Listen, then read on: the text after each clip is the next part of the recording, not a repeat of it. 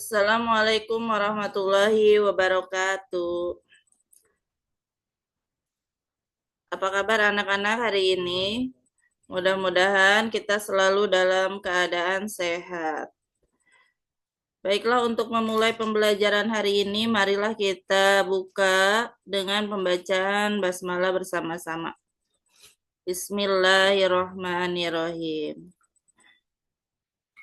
Baik, kita mulai ke pembelajaran sekarang ya, tapi sebelumnya Ibu mau mengingatkan untuk minggu kemarin kita sudah belajar tentang zakat, infak, sedekah, dan hadiah. Mudah-mudahan anak-anak masih mengingat hari ini Ibu akan memberikan materi yang baru ya.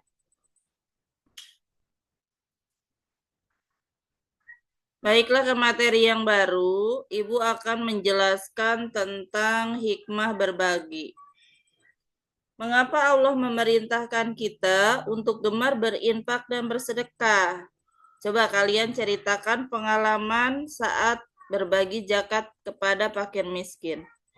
Jadi benarkah orang yang rajin berinfak dan bersedekah membuat mereka tambah sejahtera?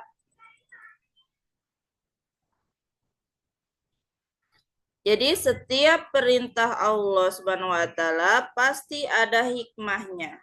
Allah berjanji kepada kita memberikan kebaikan-kebaikan yang tak terhingga bagi orang yang selalu menjalankan perintahnya. Adapun hikmah yang dapat dipetik dari zakat, infak, sedekah, dan hadiah adalah sebagai berikut. Kita perhatikan bersama. Yang pertama adalah melipat gandakan rezeki. Allah Subhanahu wa taala akan melipat gandakan rezeki orang yang berinfak dan bersedekah hingga 10 kali lipat. Pernyataan ini sesuai dengan firman Allah Subhanahu wa taala dalam surat Al-An'am ayat 160. Yang artinya barang siapa membawa amal yang baik, maka baginya pahala 10 kali lipat amalnya, dan barang siapa yang membawa perbuatan jahat, maka dia tidak diberi pembalasan, melainkan seimbang dengan kejahatannya. Sedang mereka sedikit pun tidak dianiaya atau dirugikan. Quran Surat Al-An'am ayat 160. Baik, yang kedua, Allah akan menghapus sifat kikir atau pelit. Agama Islam memberikan pesan kepada pemeluknya agar memiliki perilaku peka dan peduli terhadap orang lain. Yang selanjutnya yaitu membersihkan harta. Harta yang diperoleh tidak selalu murni baik. Mungkin ada kesalahan yang tak sengaja dalam bertransaksi sehingga harta menjadi kurang baik. Jadi dengan bersedekah atau berinfak akan membersihkan harta sehingga menjadi suci dan bersih. Sehingga melapangkan hati dan Allah memaafkannya. Yang keempat yaitu menolak musibah. Musibah dan bencana merupakan kehendak Allah. Dialah Allah yang mengetahui dan mengatur segalanya. Namun, sebagai manusia, berupaya agar Allah tidak memberikan musibah, diantaranya dengan bersedekah. Rasulullah SAW menyampaikan, segeralah bersedekah, musibah tidak akan mengetahui sedekah. Baik, kita kelima. Yang kelima yaitu membantu orang yang lemah. Islam mengajarkan kepada kita tolong-menolong, infak dan sedekah merupakan salah satu cara untuk menolong orang-orang yang lemah. Sungguh banyak hikmah yang dapat kita peroleh dari saling berbagi Dialah Allah yang akan membalas yang tiada batas karena Allah memerintahkan kita untuk berinfak, bersedekah, zakat, ataupun berbagai dalam bentuk lain. Di sini ada gambar contoh senang bisa membantu orang lain. Membantu orang lain yang dalam keadaan susah dan membutuhkan.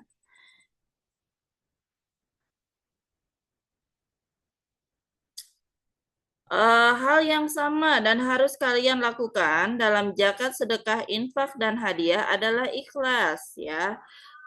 Ikhlas memberikan sesuatu kepada orang lain, pertolongan kepada orang lain, tidak ada niat untuk dipuji atau ria. Tidak ingin memperoleh jabatan, tidak ingin terkenal, namun semata-mata hanya karena Allah Subhanahu wa taala. Di sini ada firman Allah Subhanahu wa taala, Quran surat Al-Baqarah ayat 264. Yang artinya, wahai orang-orang yang beriman, janganlah kamu merusak sedekahmu dengan menyebut-nyebutnya dan menyakiti perasaan penerima. Baiklah anak-anak, hari ini penjelasan dari Ibu segitu ya. Mudah-mudahan dapat dipahami dan dapat dilaksanakan dalam kehidupan sehari-hari.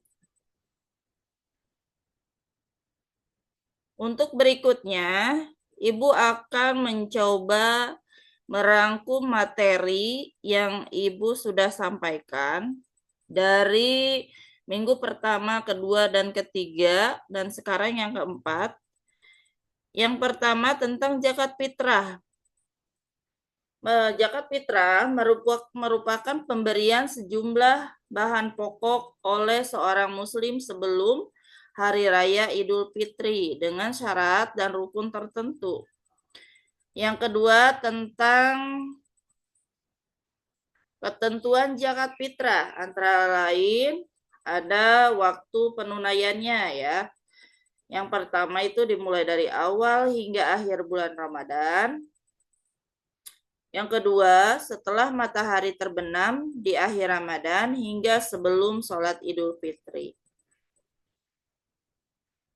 Yang berikutnya yaitu menggunakan bahan makanan pokok, banyaknya zakat fitrah yang dikeluarkan, serta orang yang paling utama menerima zakat fitrah adalah siapa saja. Untuk berikutnya, silakan anak-anak mengerjakan tugas yang akan Ibu berikan. Di sini yang pertama ada pilihan ganda ya. Berilah tanda silang pada huruf A, B, C, atau D pada jawaban yang benar. Di sini untuk pilihan ganda, soalnya ada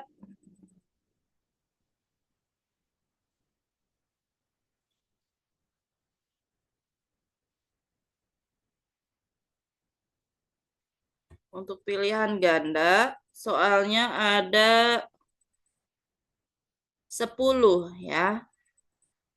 Dan isiannya ada 5 dan bagian B 5, bagian C 5. Dari materi yang disampaikan tadi tentang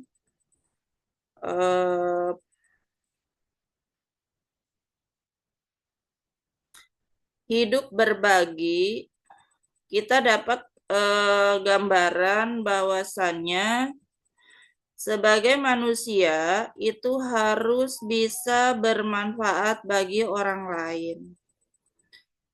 Maksudnya, kalau orang lain sedang membutuhkan pertolongan atau orang lain sedang dalam kesusahan, kita sebagai sesama manusia mempunyai kewajiban untuk memberikan bantuan.